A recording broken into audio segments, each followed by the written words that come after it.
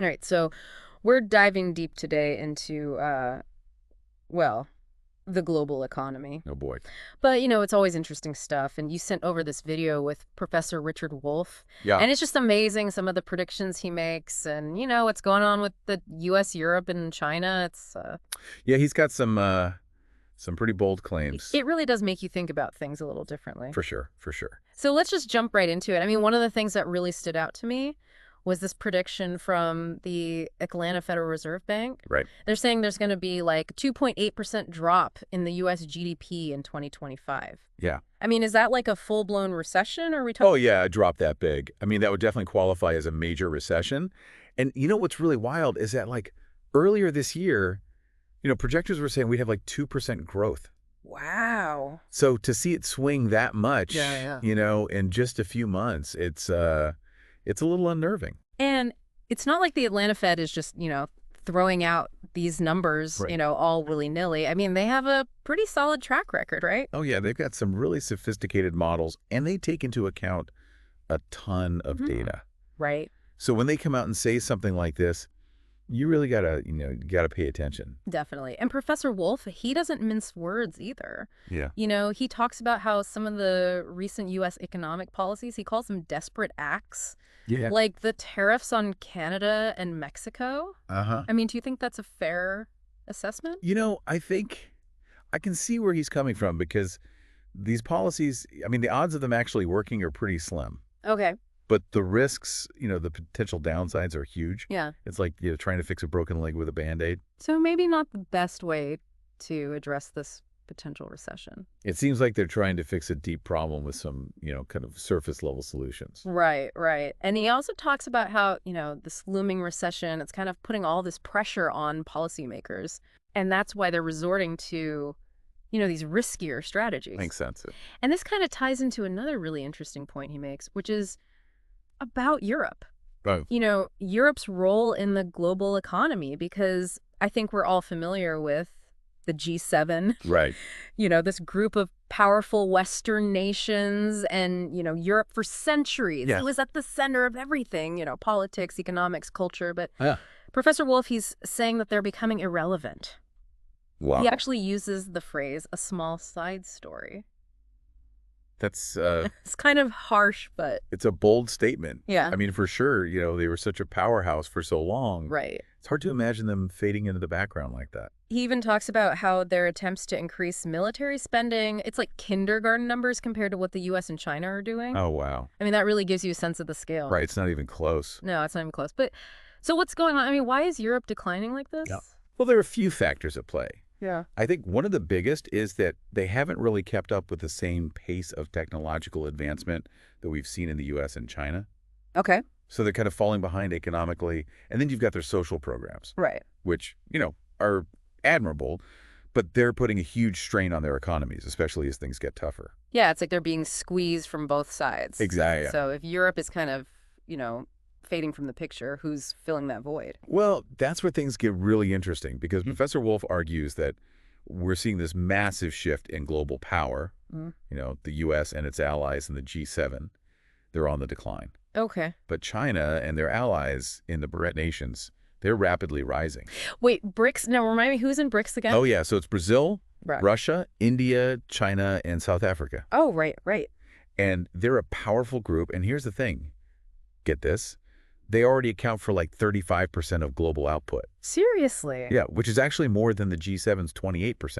They're surpassing the G7. That's huge. It is huge. So what does this mean for, just regular people like us? Yeah. I mean, are we going to feel this shift? Well, that's the million-dollar question, right? There are a lot of potential implications. I mean, some people think that China's rise could actually create more stability in the global economy. How so? Well, they tend to take a much more long-term strategic approach, and they've been investing heavily in developing countries. So they're playing the long game. Yeah, exactly. Yeah. But of course, there's always another side to the coin. Right. There's got to be. And there are some concerns about, China's growing influence and how that might affect global norms and values. Okay. Because their economic model is pretty different from, the Western model. Yeah.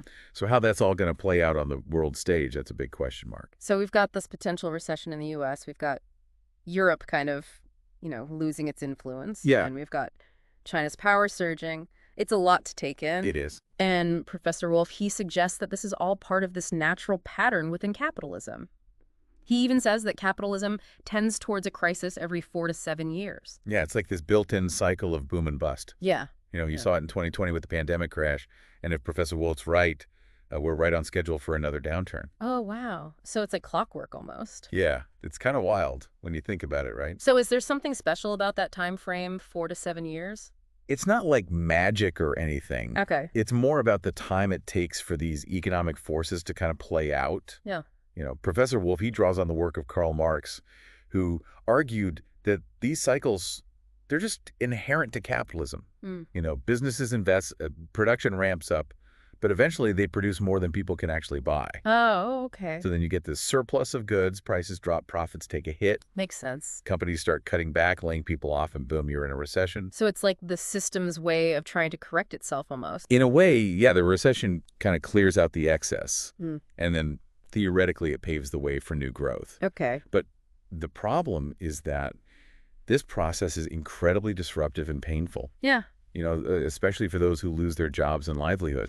Right. Of course. It's not a pretty process. And this time around, we've got these additional layers of complexity, right? Like wow. China's rise and Europe's decline, which makes everything so much more unpredictable. Yeah, it's not just a typical business cycle downturn. We're navigating this massive shift in the global balance of power, and it's uncharted territory. Yeah. It really makes you wonder if, our traditional economic models are even up to the task of understanding what's happening. I mean, are we using the wrong tools to analyze this? I mean, it's possible. Right. Wow. Maybe we need to go back to the drawing board. So what do we do? I mean, do we scrap the old models and start from scratch? Well, I don't think it's that simple because those models are based on a lot of historical data. And they do give us, a framework for understanding how the economy works. Right. But we can't be afraid to adapt and refine them as the world changes, right? So we need to keep evolving our understanding. Exactly. But you got to stay flexible. It's interesting because this whole thing about flexibility, it reminds me of what Professor Wolf said about the election of Trump being a symptom of these larger shifts. Right. And it's like this reminder that these economic forces, they have real-world effects on people's lives, even on the political stage. Oh, absolutely. We tend to think of economics as this separate, abstract thing. Right. But it shapes every aspect of our lives. Yeah. Our jobs, our communities, even our political systems. Hmm. So when the economic ground shifts, we all feel the tremors. So if something like an election, which, might seem totally unrelated to economics, can actually be connected back to these underlying economic trends, Yeah. what other connections are we missing? That's the challenge, isn't it? To start seeing the world through this wider lens. Yeah. To connect the dots between these seemingly random events and recognize how they fit into the bigger picture of economic change. It's like we need to become economic detectives. I love that analogy. Right. And, the best detectives, they're always questioning their assumptions and Yeah. looking for new evidence. They don't get stuck in those old ways of thinking.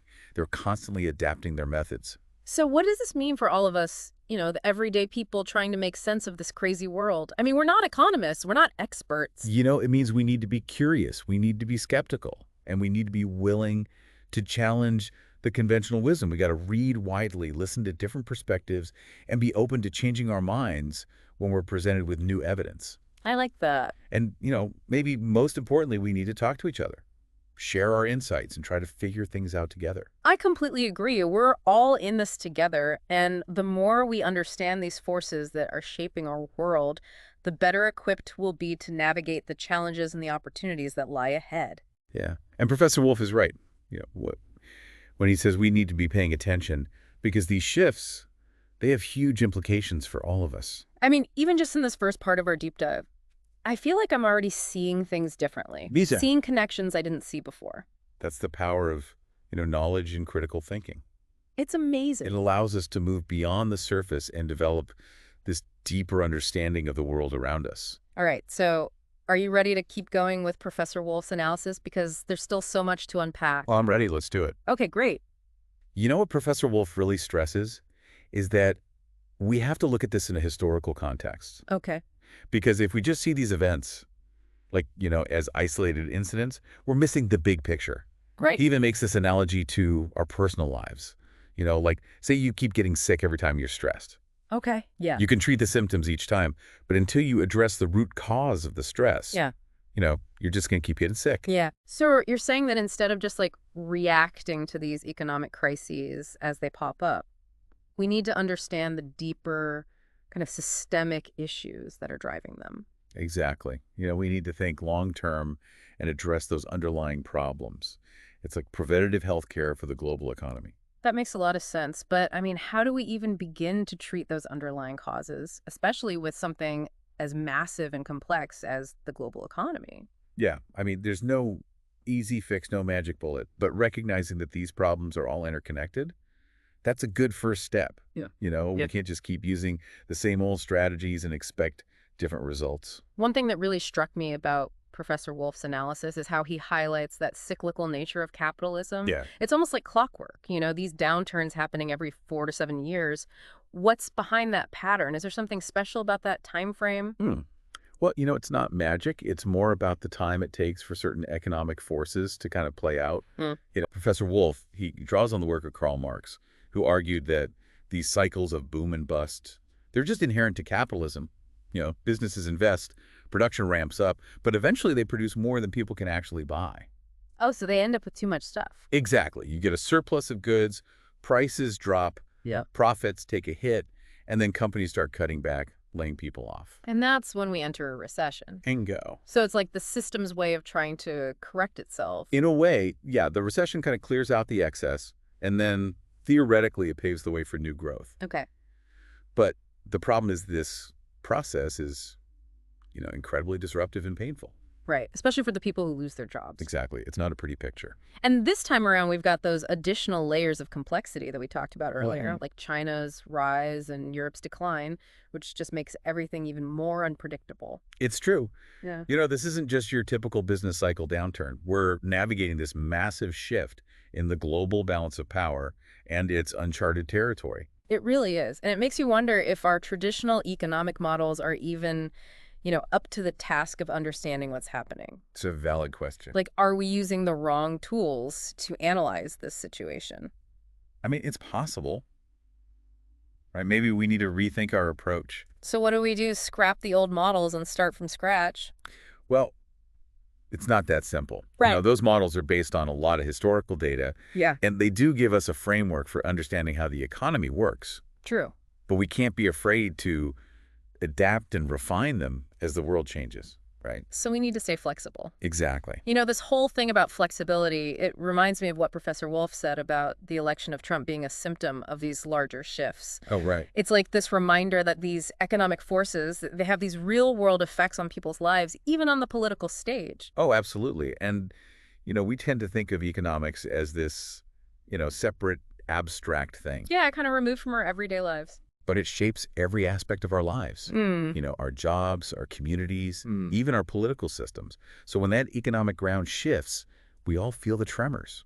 So if something like an election, which, at first glance might seem totally unrelated to economics, can actually be connected back to these underlying economic trends, what other connections are we missing? That's the million-dollar question right there. It's like we need to start seeing the world through this wider lens, Mm-hmm. to connect the dots between these seemingly random events and see how they actually fit into this bigger picture of economic change. That we need to become economic detectives. I love that analogy. Right. And, the best detectives, they're always questioning their assumptions and looking for new evidence. Mm. They don't get stuck in those old ways of thinking. They're constantly adapting their methods. So what does this mean for, just the average person trying to make sense of this crazy world? I mean, we're not economists. Right. We're not experts. Right. I think it means we need to be curious, we need to be skeptical, and we need to be willing to challenge that conventional wisdom.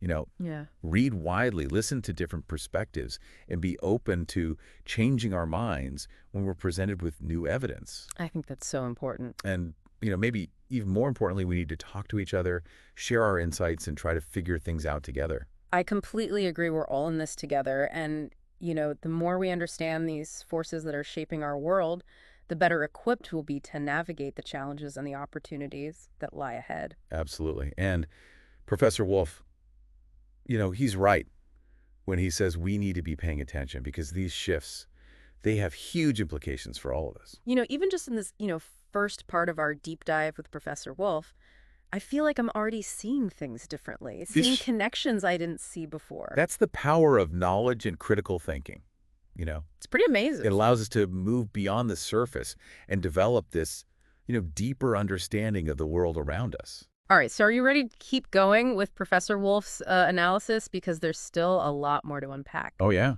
Let's dive in. So we've covered a lot in this deep dive with Professor Wolf. I mean, we talked about the potential for a recession in the U.S., Europe kind of fading away, and China's, rise to power, and even how this all fits into that cyclical nature of capitalism.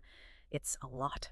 Yeah, a lot to process, for sure. It really challenges us to look beyond just the headlines, Hmm. and think about that bigger picture. And that's what Professor Wolf wants us to do. And he ends the video with this really thought-provoking question. He says, if something like Trump's election, which might seem totally disconnected from economics at first glance, if that can be seen as a symptom of these larger economic shifts, what other events, might be signaling even deeper changes that we haven't recognized yet? It really makes you think, doesn't it? Like, what else are we It missing? really does. Because it forces us to kind of step back and question our assumptions about what's normal and consider that even things that seem totally random could be tied to these underlying economic currents. It makes me think about all the other stuff happening right now, like all the political upheaval, Mm. the social movements, all the crazy technological advancements. Could they all be connected to these economic forces in ways that we just don't fully understand yet? I mean, it's definitely possible. And that's why it's so important to, stay informed, be critical thinkers, and just keep learning and exploring because the world is constantly changing. Right. And if we want to understand where we're headed, we have to understand these economic forces. I gotta admit, this whole deep dive has been kind of a wake-up call for me. It's made me realize that I need to be more proactive about understanding these global economic trends, Hmm. especially how they could affect my life and the things that I care about. Yeah, I think that's a great takeaway. For all of us, the future isn't set in stone. We have the power to shape it, to create a more just and sustainable world. But that starts with understanding, the forces at play and challenging the status quo. So to everyone listening out there, keep digging deeper, keep questioning everything, and be the change you want to see in the world. Professor Wolf is giving us a lot to think about, and we hope this deep dive has inspired you to keep exploring these ideas. Absolutely. Keep asking those tough questions and never stop learning. Thanks for joining us on this incredible journey, through the global economy. It's been a wild ride. For sure. Well, thanks again for joining us on this deep dive into the global economy, and a big thanks to Professor Richard Wolf for his insights. We'll catch you next time.